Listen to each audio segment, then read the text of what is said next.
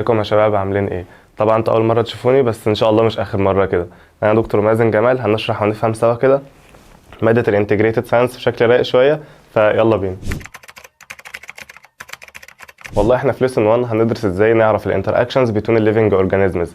هناخد شويه تفاعلات كده او شويه انتقالات للانرجي بين الاورجانيزمز كلهم. خلاص، فاول ليسون عندنا بيكون اسمه الانرجي ترانسفير ان ايكو سيستم. هعرف ازاي الانرجي ماشيه جوه الايكو سيستم، واصلا ازاي الانرجي بتنزل لنا احنا.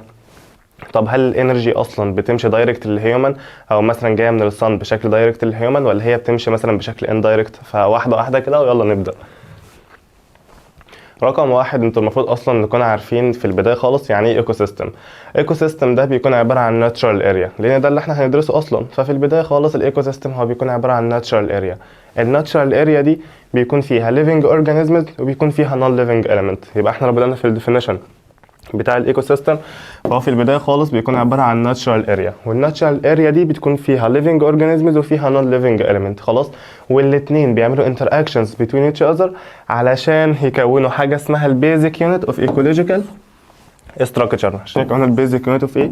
ايكولوجيكال استراكشر. خلاص، فانا بقى بعد ما اخدت ديفينيشن الايكو سيستم ازاي اعرف بقى الانرجي بتمشي. فواحده من اهم الطرق اصلا ان انا اعرف الانرجي بتمشي ازاي، ان انا اعرف قصدي الانتراكشن بين الليفنج اورجانيزمز، ان انا اشوف الانرجي بتعمل ترانسفير ازاي بين الليفنج اورجانيزمز، او هتكون وزن الايكو مين؟ وزن الايكو سيستم. خلاص، فعندنا مثلا اكزامبلز على الايكو سيستمز اللي عندنا. والله مثلا في 3 حاجات. في رقم واحد في الاوشنز.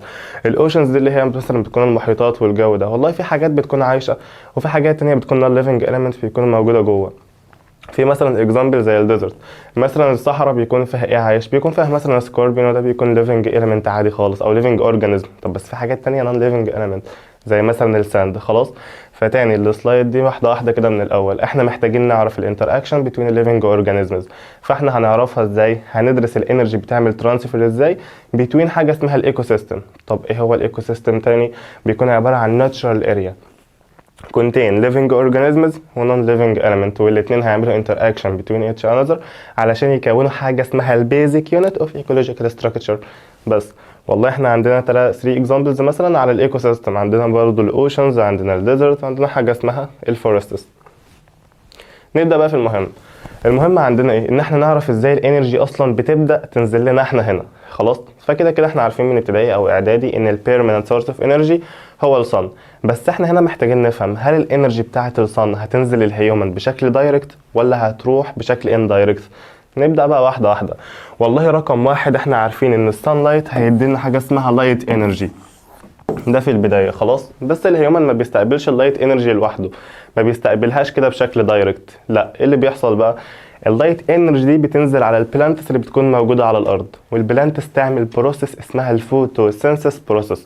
الفوتوسينثيس بروسيس دي بتعمل كونفرت لللايت انرجي تخليها حاجه اسمها كيميكال انرجي. والكيميكال انرجي دي الانرجي اللي بتيجي لمين؟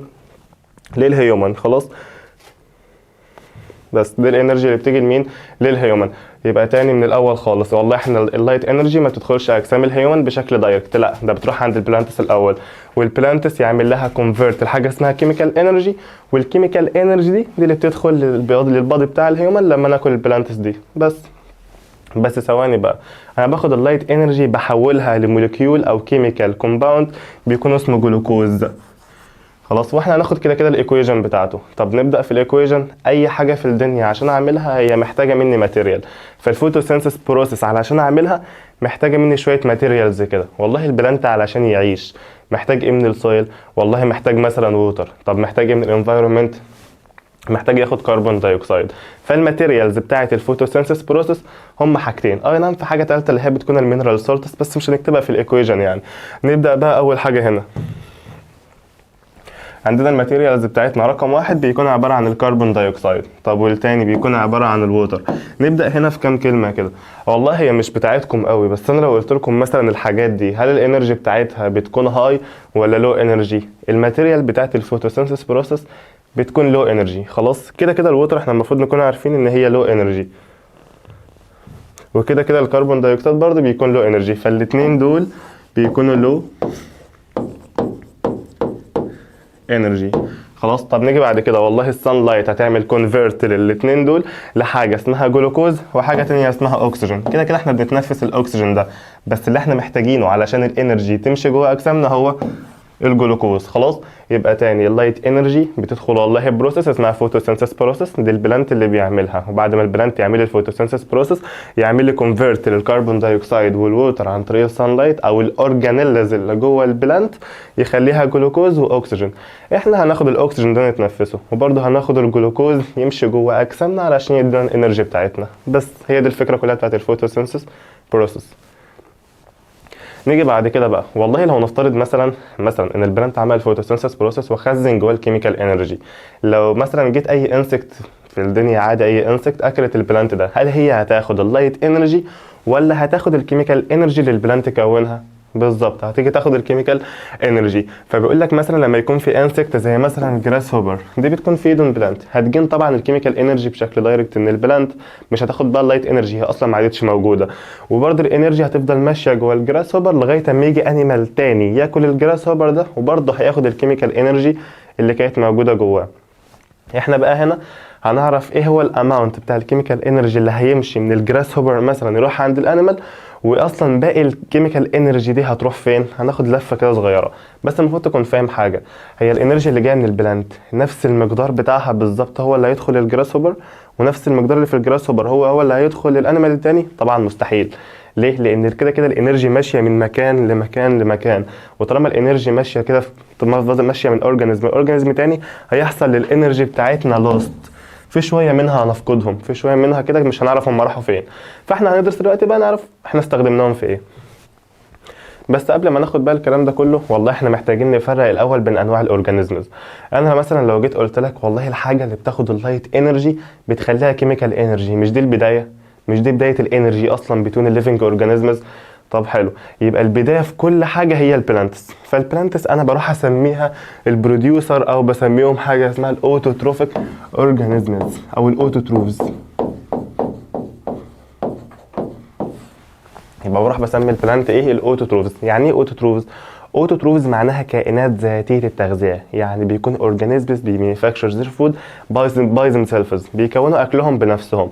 فاحنا لو بدانا اول حاجه بالبلانتس، والله انت عارف كده كده ان هم اخدوا اللايت انرجي، عملوا فوتوسينثيس بروسيس، كونوا كيميكال انرجي. هل انت اتدخلت؟ لا، ما حدش فينا اتدخل.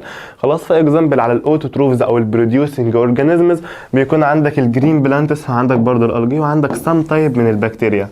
بص هي مش بتاعتك قوي، بس في بعض انواع البكتيريا زي حاجه اسمها السلفر بكتيريا، دي الاورجانيزمز اللي بيعملوا برضه، او البكتيريا اللي بتروح تعمل فوتوسينثيس بروسيس مع البلانت، عشان مش البلانتس بس اللي بتعمل فوتوسينثيس بروسيس. فدول مثلا انا لو جيت اعرف ازاي الانرجي بتمشي، هحطهم في اول اورجانيزم في الدنيا خالص، وهو هيكون مين؟ البلانت. طب بعد البلانت بقى نشوف مين اللي هيجي بعده. والله في حاجات في الدنيا او حاجات عايشه معانا احنا هنا هم بس بياكلوا بلانتس، شغلتهم الوحيده ان هم يروحوا ياكلوا مين؟ بلانتس، ما يعرفوش ياكلوا اي حاجه تانية. خلاص. فانا مش بسميهم اوتوتروفيك بقى لان هم ما بيعملوش اي حاجه لوحدهم، لا احنا بنسميهم هيتروتروفز.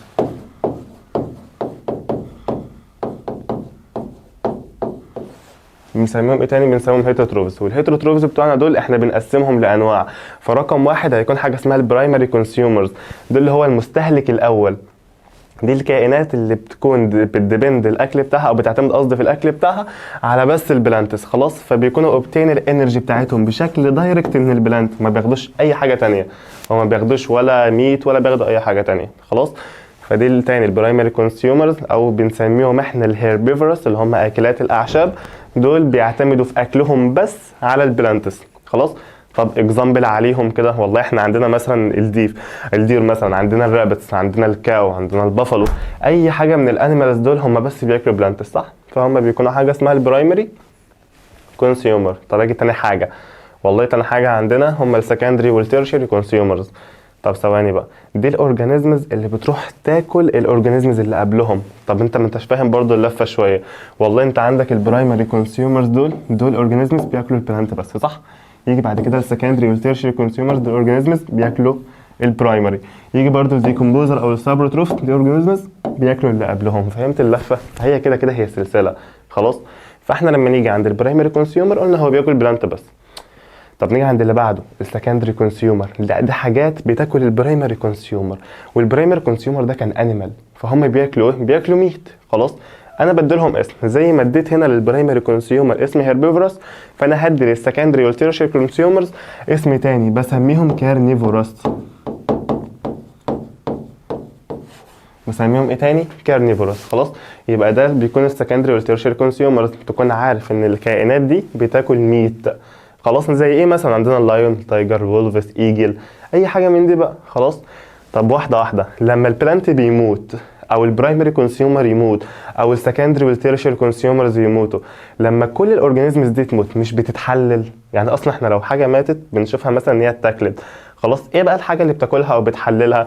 احنا بنسميهم الديكومبوزرز او السابروتروفز. خلاص يبقى تاني الديكومبوزرز او السابروتروفز بيوبتين الانرجي بتاعتهم منين؟ ان هم بيعملوا ديكومبوزنج للريمينز بتاعت الليفنج اورجانيزمز، بيحللوا بقايا الكائنات الحيه. يعني لما الكائنات تموت يجي السابروتروفز دول يحللوهم. طب هم ليه بيحللوهم؟ خلاص علشان بيرجعوا النيوترينت بتاعتهم تاني للسويل، فبالتالي يعملوا انريتش للفيرتيليتي بتاعت السويل، يزودوا خصوبه السويل نفسها. طب عايزين اكزامبل على الديكومبوزر او السابروتروفز؟ والله عندنا كذا حاجه، منهم مثلا الديكومبوزر بكتيريا، منهم مثلا الفنجاي زي البريد مويلد فانجس او الفطر اللي احنا بنسميه فطر عفن الخبز. خلاص والله هم اسمهم ديكومبوزنج صح، فاكزامبل عليهم ديكومبوزنج بكتيريا. شكرا. او الفنجاي هيكون البريد مويلد فانجس. يبقى حاجه صعبه في كل ده؟ والله المفروض لا. يبقى تاني انا عندي الاورجانيزمز كلها حاجه من اتنين، يا اما اوتوتروفز يا اما هيتروتروفز. اوتوتروفز الاورجانيزمز بيمانيفاكتشر ذير فود باي ذيم سيلفز، اللي هم هنا بيكونوا عباره عن البلانتس، او بعض مثلا هيكون ايه بلانتس، او بعض البكتيريا زي السلفر بكتيريا. ليه؟ لان دي الحاجات اللي بتعمل الفوتوسينثيس بروسيس، دي الاورجانيزمز بس اللي بيعملوا الفوتوسينثيس ايه بروسيس. طب مين اللي هياكلهم؟ حاجه اسمها برايمري كونسيومر، انا بديلهم اسم تاني بسميهم هيربيفورس. ليه سميتهم هيربيفورس؟ لان دول عباره عن اكلات عشب، اكلات اعشاب بس. خلاص فالبرايمري كونسيومر او الهيربيفورس دي الاورجانيزمز اللي هياكلوا مين؟ هي الاعشاب بس. خلاص فاحنا طبعا بيوبتين الانرجي بتاعتهم دايركت منين؟ من البلانت. والله اكزامبل قول لي اي انيمال في الدنيا بياكل بلانتس بس، زي الكاو، زي الرابت، بافلو، اي حاجه من التشفير انت معاك. خلاص نيجي بعد كده عندنا السكندري والتيرشري كونسيومرز، وعندنا اخر حاجه الديكومبوزر. والله مين اللي هياكل الهيربيفورس؟ اللي هياكل الهيربيفورس هم برضو انيمالز تانيين، فانا بسميهم كارنيفورس يعني اكلات لحوم، او هسميهم سكندري والتيرشري كونسيومر. خلاص طب ثواني، الحاجات دي بقى احنا قلنا بتاكل مين؟ البرايمري كونسيومر او الهيربيفورس صح؟ يبقى الوقت هم بياكلوا البلانت بشكل دايركت؟ لا، ده بياكلوا البلانت بشكل اندايركت، لان هم اكلوا الحاجه اللي اكلت البلانت صح؟ والله اكزامبل عليهم برضو عندنا هيكون مثلا الدوج، وعندنا برضو هيكون الكات. محدش يقول اصل الكات بتاكل دراي فود، ما الكات بتاكل سمك، والسمك لحمه، فعادي. خلاص فبنعتبرها طبعا سكندري او تيرشري كونسيومر. واخر حاجه الديكومبوزنج بكتيريا، لما كل دول يموتوا تيجي الديكومبوزنج بكتيريا تحللهم، وبعد ما تحللهم ترجع النيوترينز بتاعتهم للسويل تاني، فبتزود الايه الفيرتيليتي بتاعه السويل. عليها تو اكزامبلز بس، ورقم واحد الديكومبوزنج بكتيريا، رقم اتنين هي الفنجاي او البريد مويل فانجس. بس كده خلاص. نيجي عند السلايد اللي بعدها بقى، حاجه اسمها الفود تشين والفود ويب. والله انا عرفتك ايه هم انواع الاورجانيزمز، بس هاجي بعد كده انا محتاج بقى احطهم في دياجرام واحد كده، محتاج ارتبهم كلهم في صوره واحده. خلاص فالايكولوجيستس والله اخترعوا حاجه اسمها الفود تشين والفود ويب. طب هم الايكولوجيستس هيستخدموهم في ايه؟ الايكولوجيستس اللي هم علماء البيئه هيستخدموا الحاجات دي في ايه؟ اول حاجه بيقول لك ان الايكولوجيستس بيستخدموا المودلز دي عشان يعملوا ستادينج الانرجي ترانسفير ويزن ان ايكو سيستم، عايزين يعرفوا ازاي الانرجي بتاعتنا ماشيه جوه الايكو سيستم. فبالتالي انا هرتب الاورجانيزمز واحده واحده خلاص من الاول للاخر. مين مثلا الاول حاجه؟ طبعا كده كده عندنا البلانت، مين هياكل البلانت ومين هياكل الحاجه اللي اكلت البلانت، ونفضل لافين كده لغايه ما نعرف مين هيحلل كل ده في الاخر، يعني مين هيبقى الديكومبوزر. فهنبدا اول حاجه بيقول لك ان اتش ستيب في الفود تشين انا بسميها تروفيك ليفل. يعني الخطوة الواحدة بيكون اسمها تروفيك ليفل او بيكون اسمها مستوى غذائي، دي الخطوة الواحدة. طب حلو، يعني مثلا لو افترضنا هنا دي فود تشين اهو صح، عندنا دي خطوة ادي التانية وادي التالتة، يبقى احنا كده عندنا كام تروفيك ليفل؟ عندنا 3 تروفيك ليفلز صح، 1 2 3. طب اجي بعد كده والله بيقول لك ان البرودكتيف ليفنج اورجانيزمز، الكائنات المنتجة. قبل ما نقول اي حاجة، انت عارف ان البرودكتيف ليفنج اورجانيزمز هم البلانت. طب خلاص، يبقى الكائنات المنتجة هنحطها فين؟ يبقى اول اورجانيزم خلاص، فبيكون ان هو عباره عن الفيرست تروفيك ليفل. الفيرست ايه تاني؟ تروفيك ليفل. طب اجي عند الحاجه التانيه، والله احنا عرفنا كده ان الاوتوتروفز او الفيرست تروفيك ليفل هو البلانت. طب مين الباقي؟ هيكون الهيتروتروفيك. خلاص يبقى الهيتروتروفز سواء كان برايمري بقى كونسيومر سكندري كونسيومر، هنرتبهم بقى ايه بالترتيب بتاعنا، برايمري سكندري تيرشري. ممكن يبقى في فرصه على فكره، ممكن يبقى في لغايه 5 و6، بس اخر حاجه طبعا هي الديكومبوزر. ماشي، ما ينفعش يبقى في اكتر من 6. نيجي بعد كده بقى الفرق بين الفود تشين والفود ويب. والله انت عندك اول حاجه هناخد الفود تشين. على فكره هي الديفينيشنز مش حفظ، انت بس محتاج تفرق بين الاشكال، والاشكال طبعا سهله، هي دي بس كده بتكون عباره عن فود تشين يعني سلسله، وده بس عباره عن حاجات كده متداخله مع بعضها. يبقى دي الفود تشين ودي الفود ويب. ده قبل ما نبدا فيها يعني تبصمجها كده. نيجي اول حاجه هي الفود تشين، دي بتكون عباره عن سيكوينتال دايجرام. سيكوينتال ايه؟ دايجرام. خلاص، representing the transfer of energy from one organism to another within an ecosystem. خلاص، يعني ايه سيكوينتال دايجرام؟ والله دايجرام مترتب كده بيريبريزنت الانرجي ترانسفير جوه الايكو سيستم. فكك من الديفينيشن يا عم ما تحفظوش. انا بدات اول حاجه بالكورن. هو الكورن ده اوتوتروفيك او اوتوتروف ولا هيتروتروف؟ انت كده كده عارف ان هو اوتوتروف صح. فانت عندك ده البرودكتيف اورجانيزم. بعد كده الماوس. الماوس ده بالنسبه لنا احنا دلوقتي هيكون عباره عن ايه؟ والله عباره عن برايمري كونسيومر، ده الطبيعي صح، او احنا بنديله اسم تاني، مش ده بيكون عباره عن حاجه اسمها هيربيفورس صح. طب اجي بعد كده على السنيك. طب السنيك ده عباره عن ايه؟ والله عباره عن سكندري صح. طب السكندري كونسيومر ده انا كنت بديله اسم تاني، كنت بسميه كارنيفورس. خلاص، وبرده نفس الوضع في الايجل. الايجل راح اكل السنيك صح، بيكون تيرشري كونسيومر، وبرده بيكون كارنيفورس. ليه؟ لان هو ده اكل ميت وده برده راح اكل ميت صح. وبرده نفس الوضع في الباقي. طب اجي بعد كده على الفود ويب. والله ده جروب من الانتر كونكتد فود تشين ويزن الايكو سيستم. والله بقى ده سلاسل كتيره كده على بعض داخله في بعضها. يعني احنا مثلا لو بدانا من هنا كده كده انت غصب عنك هتبدا بالبرانت لان هو البرودكتيف صح. فانت اهو بادئ من هنا. والله قال لك ان البلانت ده في ماوس هياكله او في رابت هياكله، والرابت ده ممكن حاجتين ياكلوه، ممكن الفوكس اللي يجي ياكله، ممكن يروح للايجل. فهمت الفكره؟ في حاجات متداخله كتيره مع بعضها كده تبي نسميها الويب. طب لو سلسله ماشيه مثلا ماشيه من كائن لكائن لكائن دي بسميها الفود تشين. بس هي دي الفكره كلها.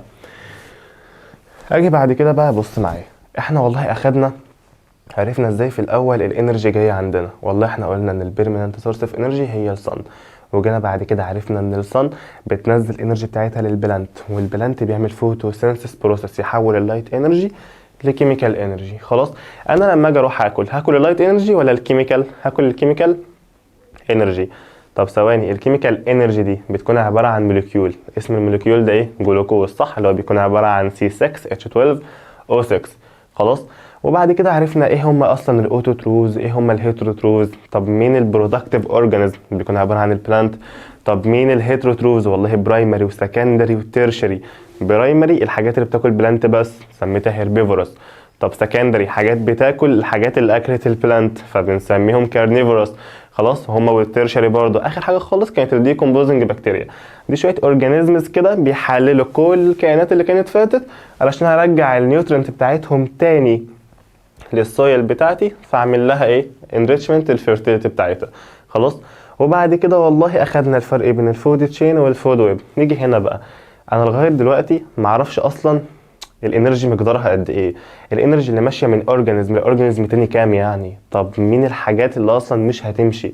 خلاص، فبرضو الايكولوجيستس عملوا حاجه اسمها الانرجي بيراميد او الانرجي ترانسفير بيراميد. خلاص، نبدا بقى في الديفينيشن بتاعه. بيكون اسمه بيراميد اوف نمبر، هرم اعداد. ازاي؟ والله انت عندك عملنا هرم كده، والهرم ده بيكون فيه البروديوسر تحت طبعا، وبعد كده طلع بالبرايمري سكندري تيرشري. خلاص، بقول لك هنحط هنا الاعداد بتاعه الاورجانيزمز واعداد اصلا كميه الانرجي من الاخر اللي فيهم وهتطلع. فانا هبدا اول حاجه بالبيراميد اوف نمبر. ده بيكون عباره عن دياجرام بيلستريت النمبر بتاع الاورجانيزم اللي هيرلاي على نفس الانرجي سورس. خلاص يبقى ده اوريدي. يبقى تاني بيكون عباره عن ايه؟ بيكون عباره عن دياجرام هيلستريت النمبر بتاع الاورجانيزمز دول على نفس اللي بتكون بتعتمد على نفس الانرجي انرجي سورس. خلاص فانا هرتب هنا والله كل البروديوسر، هرتب هنا كل البرايمري، كل السكندري، كل التيرشري هنا. طب حلو، اجي بعد كده بيقول لك ان الانرجي ترانسفير بيراميد ده انا بستخدمه عشان اعمل ديترماين للافيشنسي او للكفاءه بتاعه الانرجي ترانسفير، كفاءه انتقال الطاقه جوه الليفنج اورجانيزمز. خلاص يبقى حاجه صعبه في كل ده؟ لا. يبقى تاني انا بستخدم الانرجي بيراميد في ايه؟ بستخدمه علشان اعرف الافيشنسي بتاعت الانرجي ترانسفير من مكان للتاني. خلاص طب ايه هو اصلا الانرجي ترانسفير بيراميد ده؟ ده بيكون عباره عن هرم اعداد انا برتب فيه الاورجانيزمز او الاعداد بتاعت الاورجانيزمز على حسب نفس الاكل اللي هم بياكلوه. خلاص يبقى على حسب نفس الانرجي سورس مين بتاعهم. طب ايه بس كده. نيجي بعد كده الامبورتنس بتاعته بقى واحده واحده. بيقول لك رقم واحد ان هو بيهلب في الديترمين بتاع الافيشنسي زي ما احنا اخدنا. بقى نفهم كده الحته دي. بيقول لك ان الانرجي ترانسفير بتكون around 10% بس. طب نرجع كده تاني. احنا عندنا هنا كان عندنا تحت بيقول لك هنا 1000 كالوري صح؟ 1000 من الكيلو كالوريز. طب هنطلع فوق والله بقت 100 بس. طب طلعنا فوق بقت 10. طب طلعنا فوق بقت 1 كيلو كالوري. فانت كده كده عارف ان اللي هيمشي من مكان للتاني بيكون 10% بس. طب جينا هنا والله طلع برضو 10. طب جينا هنا طلع 10% بس. يبقى الافشنسي بتاعت الانرجي ترانسفير من ليفل للتاني بيكون 10% بس. طب تمام لسه في باقي 90% راحوا فين؟ هنستخدمهم في البيولوجيكال بروسيس بتاعت الجسم. خلاص فهم كده كده مشى من جسمي راح للجسم التاني 10%. طب الباقي انا استخدمتهم بقى خلاص ما علشان نعرف نعيش. طب تمام نيجي بعد كده نكمل. والله انت عندك الانرجي اللي بيحصل لها لوزس امتى؟ during البيولوجيكال بروسيس او due to البيولوجيكال بروسيس اللي في الجسم. طب البيولوجيكال بروسيس زي ايه؟ والله احنا عندنا اكزيرشن، عندنا دايجيشن، عندنا حاجات كتيره بقى مش فارقه. فعندنا مثلا اكزيرشن، ريسبيريشن، اي حاجه من دي. وخد بالك ان احنا هناخد كده كده في بارت 2 هنكمل حاجه اسمها سيلولار ريسبيريشن، بس ما تشغلش بالك بقى دلوقتي كده كده لسه لها 10 دقايق ربع ساعه كده. نيجي بعد كده بيقول لك ديو تو significant energy loss او ايه اللي بيحصل بقى؟ انت كده كده عارف ان من اورجانيزم للتاني احنا بنفقد انرجي كتيره. طب ثواني يبقى ينفع يبقى في اورجانيزمز كتيره في التشين بتاعتي؟ يعني ينفع مثلا احط لك من 1 ل 100 اورجانيزم في تشين واحده؟ لا. اخرنا بس بيكون 6 تروفيك ليفل، مش هنعلي على ال6. طب ليه مش هنعلي على ال6؟ لان لو نفترض مثلا زي السلايد اللي فاتت دي انا قافل هنا ب 1 كيلو كالوري. طب يبقى اللي بعده هيكون والله عباره عن ايه؟ 0.1. طب اللي بعده هيكون برضو 0.01. خلاص طب الانرجي اللي داخله الاورجانيزم لو دخلت قد كده هتعمل له ايه؟ ولا حاجه طبعا، مش هتخليه اصلا يعيش. فبعد كل ده مش هينفع اعدي 6 تروفيك ليفل. فهي دي الفكره كلها يا مسهل. بس هنا خلاص. يبقى هنا دلوقتي احنا لو جينا نشوف ايه احسن لي انا كهيومن، اخد الانرجي بتاعتي من البلانت دايركت ولا اخد الانرجي بتاعتي من الانيمال؟ والله انت عارف ان الانرجي لما بتمشي من اورجانيزم لاورجانيزم تاني بتقل. فالاحسن لنا احنا كهيومن ناخد الانرجي بتاعتنا من البلانت بشكل دايركت عشان ناخد اكبر قدر من الانرجي صح. نيجي بعد كده بقى حاجه اسمها لو اوف انرجي كونسرفيشن. والله ده قانون احنا بنسميه بالعربي كده قانون بقاء الطاقه. يعني والله انت عارف ان الانرجي كده كده طالما دخلت اورجانيزم فالمفروض يطلع نفس الاماونت من الاورجانيزم ده. يعني مثلا انا لو دخلت 100 هينفع اطلع 10؟ طب ما هطلع 100 برضه صح. ده بتكلم كتوتال. في بقى من ال 100 دول في 10 هيروح للاورجانيزم اللي جاي وفي 90 انا استخدمتهم صح. فهل كده انا وديت طاقه مثلا في حته انا ما اعرفش راحت فين؟ لا طبعا. فبيقول لك ان اصلا لو اوف انرجي كونسرفيشن ده بيقول لك ان الانرجي از نوت لوست بات ترانسفورم انتو انذر فورم. الانرجي بتاعتي انا ما فقدتهاش بس حولتها من صوره لصوره تانية. خلاص عملت لها ترانسفورمنج بس. طب واحده واحده بقى كده. لو افترضنا مثلا احنا عندنا رابت والرابت ده الانرجي اللي جواه 100 جول. انا بقى هعمل بالانرجي دي ايه؟ انت عارف ان كده كده في 10% من ال 100 جول دول هيروح للاورجانيزم اللي بعده. خلاص طب والباقي انا عملت بهم ايه؟ والله رقم واحد عملت بهم حاجه اسمها ثيرمال انرجي. خلاص لو افترضنا في الهيومن احنا كده كده بناكل، يقول لك الشتاء بيجي احنا بناكل كتير عشان نتدفى والجو ده. والله برضه احنا بناكل كتير وبننزل ببطاطين في الاخر فهي مش فارقه. خلاص فنيجي اول حاجه جوه اجسامنا طبعا من جوه في حاجه اسمها ايه؟ ثيرمال انرجي او حراره داخليه. وانت عارف ان الانترنال انرجي بتاعه الهيومن بيكون مثلا 37. طب ما باقي الاورجانيزمز اللي في الدنيا كده محتاجين برضو جسمهم يبقى فيه حرارة من جوه علشان يعرفوا يعيشوا. فوالله شوية من الانرجي اللي داخل الرابت انا هحولها لحاجة اسمها ثيرمال انرجي، ده عشان تمنتين الرابت بادي تمبريتشر. طب اجي على حاجة تانية بنحولها برضو الكيميكال انرجي، والكيميكال انرجي دي بتريبريزنت في الانرجي اللي بيحصل لها ستورنج في الاندايجستد فود، في الاكل اللي مش بيتهضم خلاص، عشان طبعا بيعمل ريتن تاني للسويل طبعا از ا ويست ثرو ذا اكزرشن بروسيس، او بتكون في صورة الكربون دايوكسيد اللي بيخرج بره الجسم في حاجة اسمها السيلولار ريسبيريشن. وقلنا برضه هنتكلم عن السيلولار ريسبيريشن بس في بارت 2. نيجي بعد كده والله حاجه اسمها كاينيتيك انرجي، احنا محتاجين نتحرك، طب ما برضه الرابط محتاج يتحرك، فبحول شويه من الانرجي اللي داخل له لحاجه اسمها كاينيتيك انرجي. والكاينيتيك انرجي دي عشان تعمل الموفمنت بتاعت مين؟ بتاعت الرابط. طب تمام، لو جينا بقى نجمع كل ده هتلاقيهم برضه وصلوا في الاخر ان هما برضه بقى مين؟ بقى 100 جول. خلاص، يبقى الانرجي اللي دخلت للرابط من جوه هي نفس الاماونت بتاع الانرجي اللي خرج منين؟ من الرابط. وبس ده اللي احنا عايزين نعرفه اصلا. يبقى هل هنا انا غيرت من اصلا المفهوم بتاع الانرجي كونسرفيشن؟ لا. طب ما هو نفس اللي انا قلته، ان هو الانرجي بتاعتي ما حصلهاش لوست، بس حصل لها ترانسفير من حاجه لحاجه تانية. ما ده اللي حصل، انا حولت الانرجي بتاعتي زي ما انا قلت لك والله حاجه اسمها ثيرمال انرجي اللي هي طبعا عشان البرد والجو ده، طبعا كيميكال انرجي، وعندنا كاينيتيك انرجي. ما انا حولت الانرجي لكذا شكل اهو خلاص، ولما جيت اجمعهم في الاخر لقيتهم 100 جول. بس كده ده بيكون بارت 1. فحاول تذاكروا كده واحده واحده، وان شاء الله نبدا بارت 2 بشكل رايق برضه. خلاص، ازيكم يا شباب عاملين ايه؟ طبعا احنا خلصنا بارت 1 خلاص، فاحنا هندخل في بارت 2 من ليسون ايه؟ من ليسون 1. والله البارت الاولاني ده كان بيتكلم عن كام حاجه كده، منهم اصلا ايه هو الديفينيشن بتاع الايكو سيستم، ومنهم ازاي اصلا الانرجي ماشيه من مكان لمكان تاني، ومن اورجانيزم لاورجانيزم تاني. واحنا عرفنا اصلا مين هو البيرمننت سورس اوف انرجي، ومين اصلا بيكون على طول الانرجي اللي ماشيه جوه اجسامنا، بلانت ولا هيومن، طب هي داخله لنا بشكل دايركت ولا بشكل اندايركت، وعرفنا اللفه دي كلها. احنا بقى هنبدا النهارده نتكلم اكتر شوية عن الفوتوسينثيس بروسيس، يعني كام حاجة بسيطة كده، ونتكلم بقى احنا بنعمل ايه بالجلوكوز اصلا اللي انا كنت باخده من الفوتوسينثيس بروسيس. يعني هنعرف كام نقطة كده خلاص، وناخد الفرق برضو بين 3 انواع من الفوسل كده، او 3 انواع من الفويلز، من الفوسل فويلز، وبعد كده يكون الدرس خلص خلاص. فواحدة واحدة بقى نبدا بقى في اول حاجه، هي الكيمستري في الانرجي ترانسفير. انت عارف من الحصه اللي فاتت، يعني لو ما كنت شفتها ارجع شوفها بقى عشان تجمع كده الحصتين مع بعض. انت كده كده عارف ان انا عملت ايه؟ فوتوسينثيس بروسيس، صح؟ طب انا عملتها ازاي؟ والله انا اخدت السان لايت عملت بيها كونفيرت الحاجه لماتيريال البلانت كان اخدها زي الكربون دايوكسيد والووتر، عملت لهم كونفيرت لحاجه اسمها جلوكوز وحاجه اسمها اكسجين، صح؟ انا بقى هاجي هنا اعرف بقى مين الحاجه اللي جوه البلانت اللي اصلا عملت الفوتوسينثيس بروسيس، وليه هي اللي عملتها. خلاص، ففي البدايه خالص كده والله ده بلانت جميل اهو ماشي، احنا عندنا البلانت له ليفز وله ستيم وله روت. برايك كده مين هيعمل الفوتوسينثيس بروسيس؟ الليفز ولا الستيم ولا الروت؟ احنا هنبدا اول حاجه، هو ينفع ده يعملها؟ يعني ينفع نيجي عند الروتس ونقول الروتس هي اللي عملت الفوتوسينثيس بروسيس؟ اكيد لا. طب ليه لا؟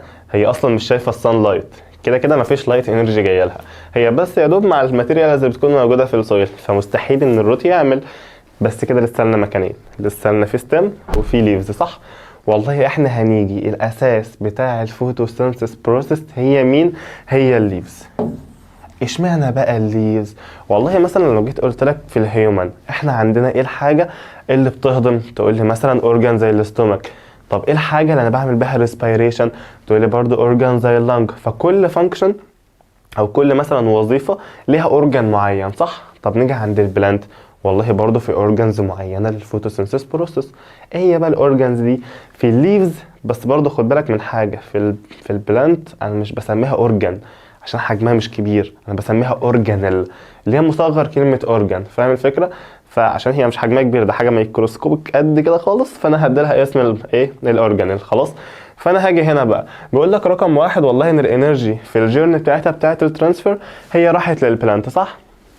هيجي اورجانيل من جوه الليف بتاعه البلانت احنا بنسميه كلوروبلاست. بنسميه ايه تاني؟ كلوروبلاست. الكلوروبلاست دي جواها بيجمنت لونها اخضر، بنسميها كلوروفيل. يبقى واحده واحده تاني، احنا عندنا من الاول الليفز. الليفز يا عم الحاجه هي اللي بتعمل فوتوسينثيس بروسيس، صح؟ طب اشمعنى الليفز؟ علشان فيها اورجانيل اسمه كلوروبلاست، والكلوروبلاست فيها بيجمنت انا بسميها الكلوروفيل. فكده انا كملت المعادله بتاعتي كلها، عندي كلوروبلاست وفيها كلوروفيل، كده هعمل فوتوسينثيس بروسيس. خلاص، يبقى واحده واحده. قلنا اللايت هيحصل له ابزورب طبعا بالكلوروفيل اللي موجود جوه مين؟ جوه الجرين بلاستيد. خلاص، ليه؟ هي اصلا الكلوروفيل دي هيبقى بيكون عباره عن الجرين بيجمنت اللي بيكون فاوند في مين؟ في البلانت. اصلا انت عمرك ما سالت نفسك هو ليه البلانت لونه اخضر؟ اشمعنى يعني؟ عشان في بيجمنت اسمها كلوروفيل جواه. خلاص، ودي البيجمنت اللي بتكون ريسبونسبل على الفوتوسينثيس بروسيس. بس في نباتات تانية لونها مش اخضر، يعني ما في مثلا فلفل اخضر، فلفل احمر، فلفل اصفر. ايه الفرق بين الثلاثه؟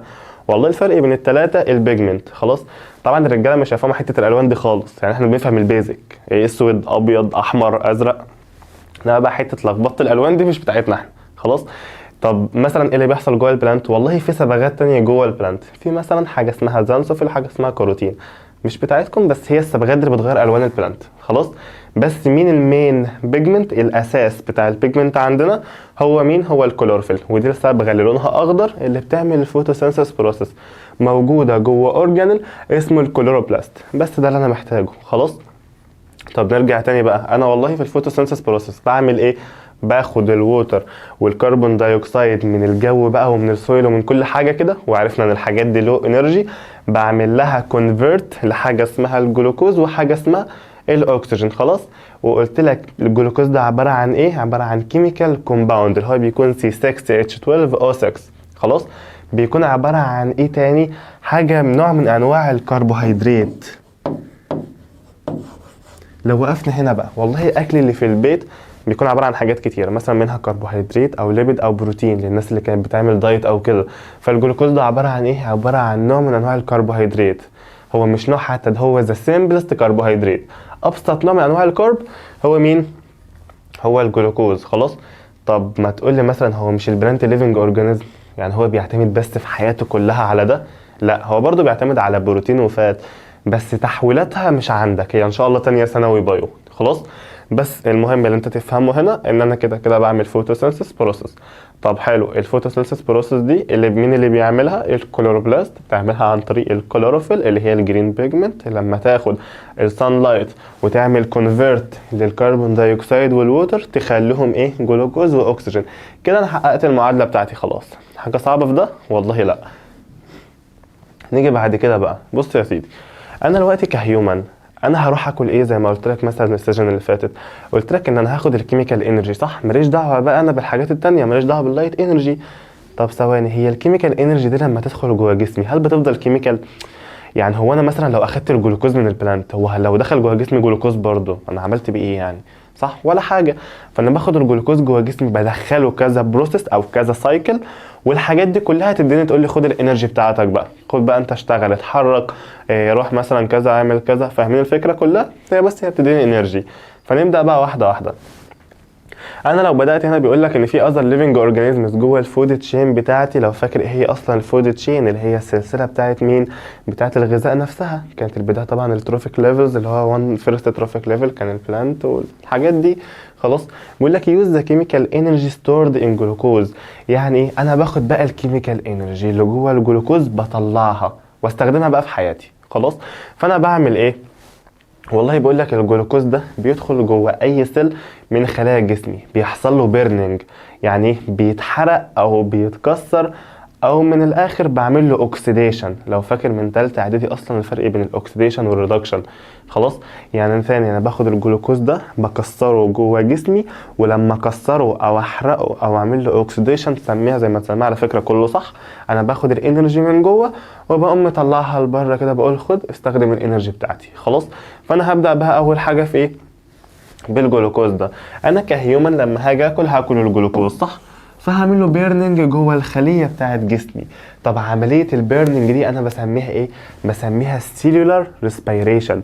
هي ريسبيريشن بس مش اللي بيحصل في اللنج، لا، ده بسميه سيلولار، يعني تنفس خلوي جوه كل السيلز بتاعت الجسم، سواء كان بقى هاندي ريليج اي حاجه مش فارقه، جوه كل السيلز بتاعت الجسم انا بعمل فيها البروسيس اللي هي السيلولار ريسبيريشن دي. خلاص، فكل خلايا جسمي تاخد موليكيولز من الجلوكوز تكسرها او تحرقها وتقوم مطلع الانرجي للخليه علشان تعيش. خلاص، يبقى ثواني، انا قلت بعمل ايه دلوقتي؟ هاخد الجلوكوز اعمل له بيرنينج، وبعد ما اعمل له بيرنينج هيطلع لي انرجي، صح؟ طب ثواني، انا قلت انا بعمل بيرنينج صح، يبقى هتديني ايه؟ هتديني ثيرمال انرجي، والثيرمال انرجي اللي طلعت دي تعمل ايه؟ طبعا هتسبورت طبعا السرفايفل والكونتينيوتي بتاعت الاورجانيزمز ايه؟ لايف. يعني ايه؟ والله انت عندك، بص من الاول انا اخدت الجلوكوز حرقته او كسرته، بعد كده ادالي انرجي. طب الانرجي دي بتكون ثيرمال انرجي. الثيرمال انرجي دي مهمه ليه؟ والله الثيرمال انرجي مهمه علشان تخليني افضل عايش، خلاص، عشان تحافظ على الاورجانيزمز لايف او تحافظ على السيل لايف. حاجه صعبه في كل ده؟ لا. فحاول بس تلمها واحده واحده كده. على فكره الليسون كله يتلخص في صفحه ونص، فانت حاول واحنا ماشيين كده بعد ما نخلص شرح تقوم جايب الليسون كله بجد في صفحه ونص، تقوم كاتب كل المهم وشكرا، الباقي كلهم معلومات عامه. نيجي بعد كده ناخد الايكويشن بقى. خد بالك ان الايكويشن دي مهمه قوي قوي قوي. خلاص، بس قبل ما نبدا فيها، انت كنت عارف ان انا عملت الفوتوسينثيس بروسيس جوه اورجانيل كان اسمها ايه؟ الاورجانيل بتاعت المره بتاعت السلايد اللي فاتت كان اسمها كلوروبلاست.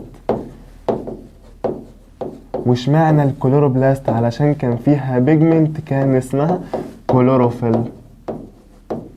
خلاص، فانا كده عملت ايه دلوقتي؟ كده انا عملت الفوتوسينثيس بروسيس والاورجانيل بتاعها كلوروبلاست، والبيجمنت كان اسمها كلوروفيل. طب اجي هنا بقى، هل هعمل البروسيس بتاعه السيلولار ريسبيريشن دي كلها هعملها في الكلوروبلاست؟ مستحيل طبعا. ليه؟ لان اصلا انا طلعت بره البلانت، انا دخلت جوه الليفنج اورجانيزم اللي اكل البلانت. طب البروسيس دي هعملها في اورجانيل بنسميه الميتوكوندريا،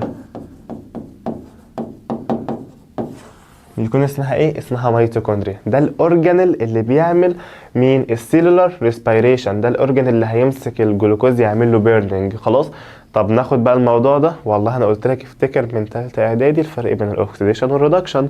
طب حلو، هنيجي هنا بقى. والله انا اخدت الجلوكوز اهو اللي هو C6H12O6. خلاص، انا هعمل له اوكسيديشن، يبقى هعمل له اد لاكسجين، هزود عليه اكسجين. خلاص، بعد ما ازود عليه اكسجين الجلوكوز ده يتاكسد او يتحرق او يتكسر، تسميها زي ما تسميها براحتك بقى. فهيديني كربون دايوكسيد، هيديلي ووتر، وهيديلي انرجي. هيديلي ايه؟ انرجي. بس خد بالك ان الانرجي بتاعتي ليها اسم. خلاص، احنا بنسميها عندنا ATP.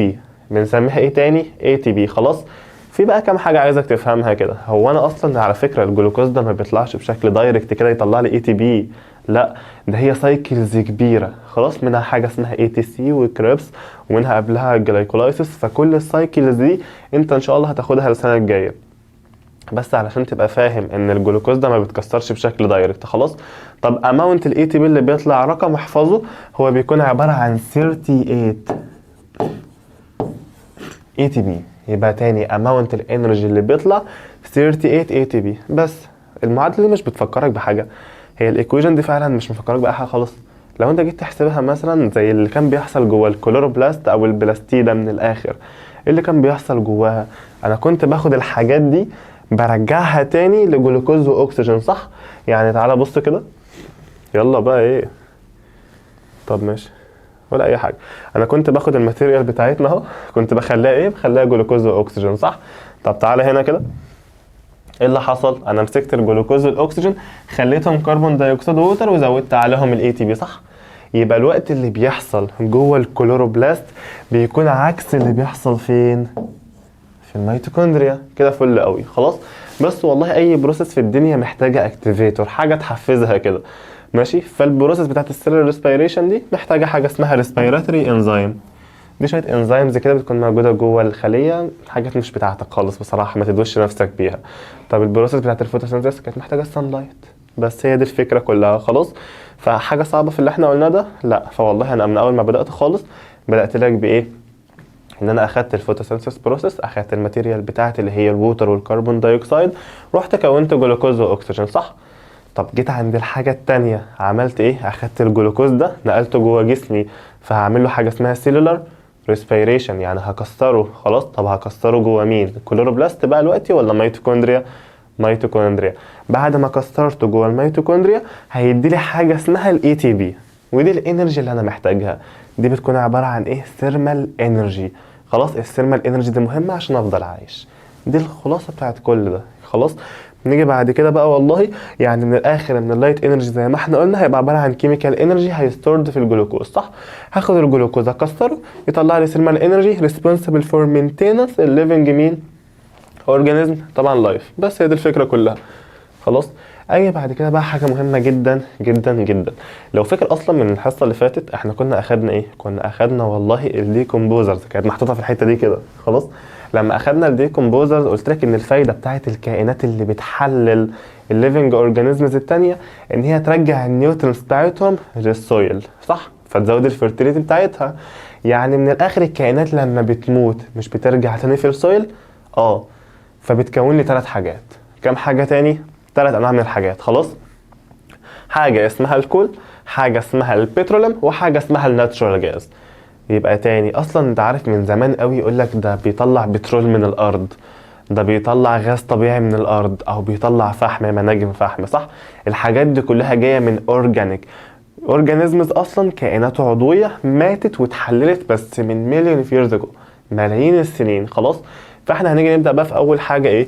انت عندك بيقول لك ان الكومبوزيشن بتاع الفوسيل فايلز زي الكول والبتروليوم والناتشورال جاز هيديبند اصلا على الليفنج اورجانيزمز اللي هاف ستورد سولار انرجي جواهم، هيعتمد اصلا على نوع الليفنج اورجانيزم اللي مين اللي هيكونهم. فاحنا والله انت مطالب منك دلوقتي ان انت تعرف الفرق بين الثلاثه. خلاص وبالاخص برضه مش الثلاثه دول لوحدهم، لا ده هيكون في جنب كده لوحده والاثنين دول سوا. خلاص فواحده واحده بقى مع بعض. نبدأ أول حاجة بمين؟ بالكول. هو ده يا عم الحاج بيكون عبارة عن إيه؟ ما هو ده بيكون عبارة عن الفحم. خلاص؟ طبعا في ناس معلوماتها الوحيدة عن الفحم اللي هو بيتحط في الشيشة. معلوماتكم الوحيدة عنها كده. خلاص؟ وفي ناس تانية بقى عشان نشوي والجو ده الناس عاقلة. ماشي؟ فأول حاجة هو الكول أو الفحم. الكومبوزيشن بتاعه عبارة عن إيه؟ بيكون مينلي كربون. خلاص؟ اللي هو ده. يبقى أساس الكل كله هو مين؟ عنصر الكربون. طب حلو قوي. نيجي بعد كده السورس بتاعه هو بيتكون منين؟ والله انت عندك لما في بلانتس تموت على الارض بتاعتنا عادي هتروح تكون لي مين؟ الفحم. حاجه صعبه في ده؟ لا. فبيقول لك ان هو formed from the remains بقايا and decomposed plants بيورد طبعا underground million of years ago. يعني انت لما مسكت البلانتس سبتها اتحللت بقت عباره عن شويه اورجانيزم، شويه قصدي بقايا عضويه كده، فدخلت في السويل هتقعد مليون ييرز اجو تكون الكول. هي دي الفكره كلها بتاعت الفحم. خلاص يبقى تاني لو جيت قلت لك في الاول خالص الفحم ده بيتكون من ايه؟ والله بص مش اسمه كول صح؟ اوله سي اهو، فبيتكون من كربون. دي بدايه البصمجه بقى. خلاص يبقى هو اوله سي بيتكون منين؟ من الكربون. فالفحم بيتكون من ايه؟ والله كربون. طب ثواني، ايه بقى الحاجه اللي هي اصلا بتكونه من الاورجانيزم اللي هيكونه؟ والله شويه بلانتس فضلت جوه الارض عادي، ماتت، قعدت مليون ييرز اجو مدفونه تحت الارض، فهتكون الفحم. هي دي الفكره كلها. خلاص اجي بعد كده على اخواته الاثنين التانيين، حاجه اسمها البتروليوم وحاجه اسمها الناتشورال جاز. هناخد بقى الفرق بين ايه؟ بين الاثنين. والله اول حاجه واول كلمه بيقولها لك ان البتروليوم ده عباره عن ميكستشر من الهيدروكربون. خلاص مزيج من ايه؟ من الهيدروكربون. نقف هنا. يعني ايه هيدروكربون؟ والله هيدروكربون ده بيكون عبارة عن ميكس بين حاجتين، بين element اللي هو الكربون وبين حاجة تانية اللي هي الهيدروجين. فاحنا نمسك هيدروجين وكربون نعمل لهم كومباينيشن سوا يكون لي حاجة اسمها هيدروكربون. هتعرفها اكتر. فطبعا المفروض بالنسبة لنا كانت اسهل حاجة في الثانوية العامة اللي هي الايه؟ الاورجانيك اصلا، الكيمياء العضوية في ثالثة ثانوي. خلاص فهتاخد الهيدروكربون هناك. بس انت هتقف هنا والله تعرف ان الكربون والهيدروجين دول لما نعمل لهم ميكس سوا يكون لي حاجه اسمها هيدروكربون. الهيدروكربون ده يكون البتروليوم بس. خلاص نيجي بعد كده بقى لما احنا جينا نتكلم على الكول اصلا قلت لك ان هو بيتكون من بقايا بلانتس، شويه نباتات ميته، صح؟ طب حلو قوي. نيجي هنا والله بيقول لك ان السورس بتاع البتروليوم ده هو بيدريفد فروم اصلا مارين اورجانيزمز. الاورجانيزمز اللي كانت عايشه فين؟ في البحر. الاورجانيزمز اللي كانت عايشه فين؟ في في البحر او في الميه عموما. خلاص. انا طبعا aquatic plants مش بس كائنات حيه، لا معاها كمان aquatic plants طبعا بيورد طبعا under the sediments for million years ago، اتدفنت في الارض المليون of years ago. خلاص. بس خد بالك under high pressure وهيت، لازم ضغط عالي وحرارة عالية للأكواتيك أورجانيزمز دول أو الأكواتيك بلانتس تحت الأرض مليون ييرز أجو، فتقوم متحللة كلها ومكونة حاجة اسمها مين؟ البتروليوم. يبقى احنا نقف هنا شوية كده مع بعض بقى، ايه الفرق بين الكل والبتروليوم؟ والله رقم واحد الكل كربون سي مع سي، بتروليوم هيدروكربون. خلاص. هنا بلانتس بس اندفنت في الأرض مليون ييرز أجو، هنا بلانتس واورجانيزمز بس الاتنين اكواتيك واتحطوا برضو مليون ييرز اجو في الارض، بس انت عندك اندر هاي تمبريتشر واندر هاي بريشر. خلاص. اجي بعد كده حاجه رقم 3 وهي الناتشورال جاز. اصلا دايما مثلا لو اتفرجوا على القنوات اللي بتاعت الاخبار والجو ده، طبعا محدش بيعملها يعني، بس انت عندك احنا بنعمل ايه، يقول لك احنا اكتشفنا مثلا حقل بترول، يطلع معاه على طول ناتشورال جاز، غاز طبيعي، ده وش كده. خلاص. فانت عندك بيكون عباره عن كومبوزيشن من ايه؟ ميكستشر من الهيدرو كربون جازز. ميكستشر من ايه؟ من الهيدرو كربون جازز. اقف هنا بقى، انت عندك البترولين كان ايه؟ هيدرو كربون، وعندك الناتشورال جاز برضو كان ايه؟ هيدرو كربون. خلاص. بس هنا هيدرو كربون ايه؟ جازز. خلاص. حاجه صعبه في ده؟ لا. فانت تركز برضو واحده واحده بين الفرق بتاع الثلاثه. ماشي. نيجي بعد كده رقم واحد بقى، هو احنا قلنا مزيج او ميكس كده من الهيدروكربون جاز، صح؟ الغاز الاساسي اللي بيكون الناتشورال جاز حاجه اسمها الميثان. اسمها ايه تاني؟ ميثان. فاحنا اصلا لو جينا نقف، انت عندك اول حاجه هيكون الميثان. خلاص. البرسنتج بتاعته بتكون كام؟ بتكون 98% لغايه طبعا 70%. يعني من ايه؟ من 70 ل 98% من الجاز من الجازز اللي جوه الناتشورال جاز بيكون ميثان. حاجه صعبه في كده؟ والله لا. طب ثواني، البرسنتج بتاعت الميثان دي بتكون كام؟ زي ما احنا قلنا 98 خلاص لغايه 70، بس الكيميكال فورمولا بتاعته بتكون حاجه اسمها CH4. كان عندك الترم اللي فات على فكره CH4. خلاص. فانت والله الحاجه الوحيده اللي هتحفظها هنا ككيميكال فورمولا هي الميثان بس، اللي هو CH4. اكتر من كده ما تحفظش. خلاص. طب في جازز تانية، والله في ايثان، في بروبان، في بيوتان، الحاجات دي كلها هتاخدها برضو اورجانيك، ما تقلقش يعني، انت كده كده هتتنفخ. خلاص. نيجي بعد كده هنعرف بقى الاوكيرنس بتاعها هي موجوده فين. بيقول لك فاوند ابوف البتروليوم. خلاص. يعني واحده واحده احنا اكتشفنا البترول كده بتكون موجوده فوقها. خلاص. بعد كده طبعا اندر جراوند ديبوزيتس اور ويزن ماينس اند روك ايه فورميشن، بين الصخور والجو ده. خلاص. فاحنا مش مهم اي حاجه من هنا غير انك تعرف لي المقارنه بينهم. خلاص. المقارنه بينهم عباره عن ايه؟ بدانا اول حاجه بالكول، صح؟ قلت لك سي مع سي، فالكول عباره عن كربون. خلصت. طب الاثنين التانيين البتروليوم وعندك طبعا هيكون ناتشورال جاز، الاثنين دول بيكونوا عباره عن ايه؟ بيكونوا عباره عن هيدروكربون، صح؟ بس ده طبعا جاز. ماشي. نيجي بعد كده ناخد الفرق بين الاثنين. هنا بيكون بلانتس مدفونه في الارض مليون ييرز اجو، بس ده بيكون عباره عن مارين اورجانيزم او هيكون عباره عن اكواتيك بلانت. خلاص. برضه مدفون في الارض بس اندر هاي بريشر وهيت، انما هنا بيكون عباره عن ايه؟ برضه بيكون هيدروكربون جازز، والبيرسنت بتاعته من 98 لغايه 70% عادي خالص. وطبعا بيكون مرتبط كده كده بالبتروليوم. خلاص. كده كده بيطلع معاه. حلو. نيجي بعد كده الغاز الاساسي المين جاز جوه الناتشورال جاز بيكون عباره عن حاجه اسمها ميثان. الميثان ده الكيميكال فورمولا بتاعته ايه؟ بتكون CH4. دي المقارنه من الثلاثه بس. تعالى بقى ندخل على الجزء اللي بعده. والله احنا عندنا هنا هنعرف شويه ايه يعني ديسكاس كده. ماشي. هو احنا دلوقتي لو جيت قلت لك مثلا في الفوتوسينثيس بروسيس، انا لو زودت اللايت انرجي الفوتوسينثيس بروسيس تزيد ولا تقل؟ يعني بص، خد لك دقيقتين كده لو توقف الفيديو وبعد كده فكر. ماشي. هو احنا عندنا دلوقتي والله لو زودنا اللايت انتنسيتي بتاعتنا كده كده الفوتوسينثيس بروسيس هتزيد. خلاص. بس مش هتزيد بشكل كده عبس او بشكل كتير، لا، ده هي هتزيد لفتره. يعني مثلا هنا الزياده بتاعتها هتبقى كده، وتيجي عند نقطه معينه لا هتثبت.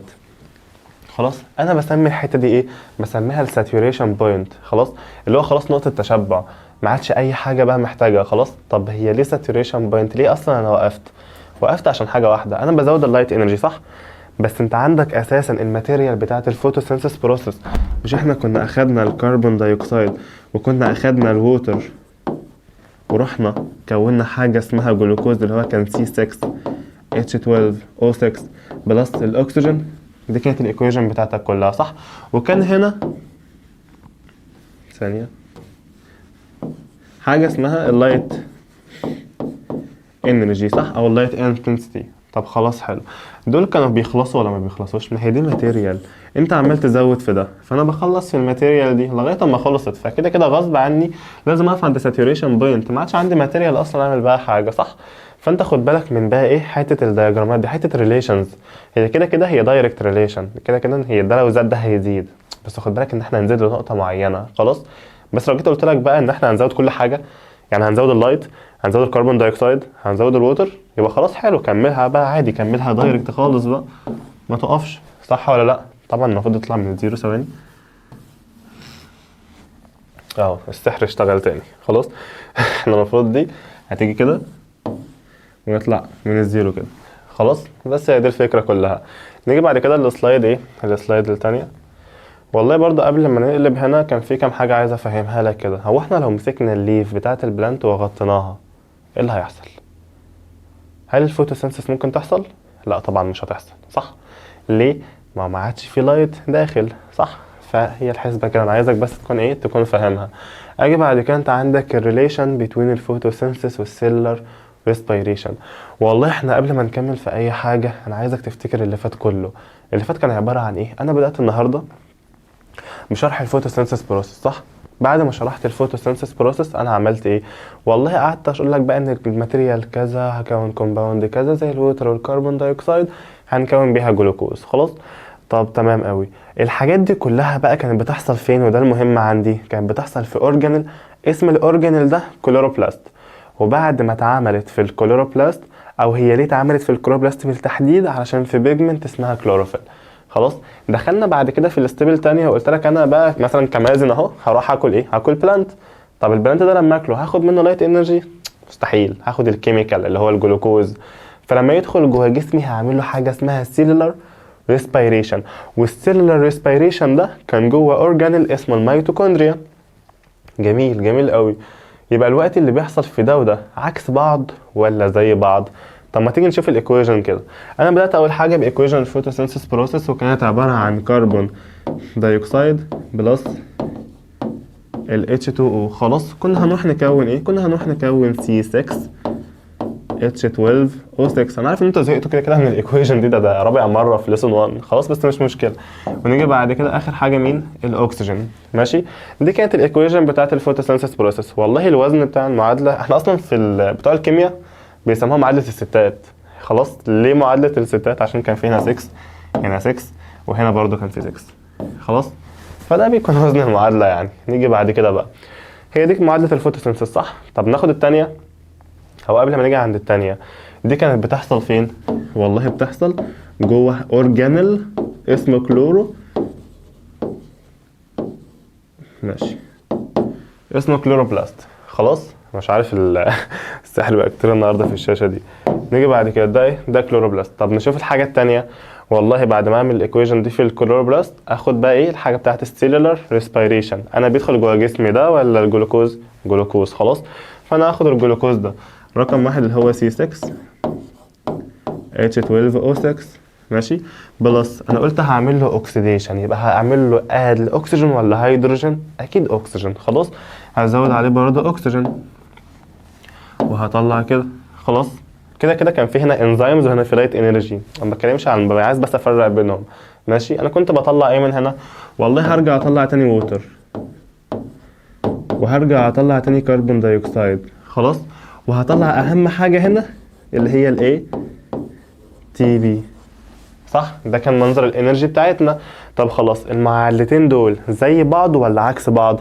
والله احنا عندنا هنا الماتيريال طلعت هنا برودكت صح، والبرودكت هنا ماتيريال هنا، يبقى الاتنين كده كده عكس بعض صح. يبقى اللي بيحصل في الكلوروبلاست عكس اللي بيحصل فين؟ في الميتو كوندريا اللي بيحصل في الكلوروبلاست عكس اللي بيحصل فين تاني؟ في الميتوكوندريا. خلاص، فهنا بيقول لك ان البروسيس دي بتمنتين البالانس، التوازن بتاع الاكسجين والكربون دايوكسيد في الاتموسفير. ليه؟ لان احنا هنا بناخد كربون دايوكسيد صح، وهنا برجع لك تاني كربون دايوكسيد. ممكن تقول احنا عملنا ايه؟ احنا عملنا كتير جدا. خلاص، كده كده احنا مش هنتكلم على كميات، لان المفروض تكون عارف من الاعدادي ان الاتموسفير بتاعنا فيه مثلا 78% منه نيتروجين، 21 بيكون اكسجين، وشويه تانيين بيكون كربون دايوكسيد. خلاص، فاحنا بنظبط كل النسب دي، ما ينفعش حاجه تخلص. لو مثلا لو انت جيت تقول لنفسك لو الكربون دايوكسيد خلص، طب ما دي حاجه حلوه، انا اصلا بتنفس اكسجين مش محتاجه. احنا مش محتاجينه بس البلانت محتاجه صح، فما ينفعش تقول ان ممكن اي جاز يخلص من الاتموسفير. كده كده لازم كله يكون موجود. خلاص، فالعلاقه بينهم كده كده بتكون ريفرس صح. نيجي بعد كده هنا في الفوتوسينثيس، الجرين بلانت طبعا بتبروديوس الاكسجين وبتستور الانرجي بتاعها في الجلوكوز. طب في السيلر ريسبيريشن انا بكسر الجلوكوز ده، بعمل له اوكسيديشن، فبطلع الووتر والكربون دايوكسيد والاي تي بي. اصلا لو احنا عايزين نتكلم مثلا هنا عن الاي تي بي، الاي تي بي ده بيكون عباره عن مركب اسمه ادينوزين تراي فوسفات. يبقى تاني الاي تي بي اسمه ايه؟ اسمه ادينوزين تراي فوسفات، هو ده اسم الاي تي بي. خلاص، ده بيكون عباره عن ايه؟ ده المصدر بتاع الانرجي اللي جوه الجسم صح، ده الدايركت سورس اوف انرجي جوه البادي بتاعنا، مش بتاع الهيومن بس، والله هيومن انيمال انسكت، اي حاجه بقى، اي حاجه مش بلانت. خلاص، اي حاجه ما تكونش بلانت. ماشي، بسم الله. حلو قوي. احنا قلنا والله الريليشن بين الاثنين دول بتساعد ان نعمل اول حاجه البالانس. خلاص، البالانس بين مين؟ بين الكربون دايوكسيد والاكسجين، ده رقم واحد. خلاص، اجي بعد كده الريليشن بين الفوتوسينثيس والسيلر ريسبيريشن بتكونتريبيوت طبعا منتين بتاع الجازز. خلاص، ازاي؟ وشرحنا الحته دي بقى، مين هياخد اكسجين، مين هياخد كربون دايوكسيد، مين هيطلع ده، مين هيطلع ده. كده كده انت المفروض تكون فهمت الحته دي. اجي بعد كده بيقول لك الانرجي فلو، يعني ايه يا عم الحاج؟ انتقال الطاقه. خلاص، بيقول لك ان انتقال الطاقه في الفوتوسينثيس والسيلر ريسبيريشن بيكون از فولو. السلايدز اللي جايه كلها بص هي كلام عامي كده او كلام بديهي، احنا كده كده اخدناه في الحصه. بيقول لك ان الفوتوسينثيس هتخزن السولار انرجي جواها طبعا في الجلوكوز موليكيول ديورنج الفوتوسينثيس. بعد كده لما الانيمال ياكل ده، ايه اللي هيحصل؟ هكسره، اكون حاجه اسمها الاي تي بي. وخد بالك ان هو الاختصار بتاع الاي تي بي مهم بس الاسم التاني مش صعب، يعني اسمه ادينوزين تراي فوسفات، ومش هدخل لك فيه قوي لان احنا لو شرحنا مثلا ايه هو الاي تي بي كامل والسايكلز والجو ده دماغك هتتعب شويه، فلما نطلع تاني ان شاء الله ونكون سوا.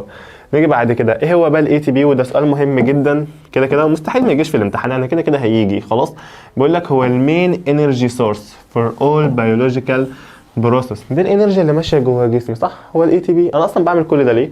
علشان اكون ده.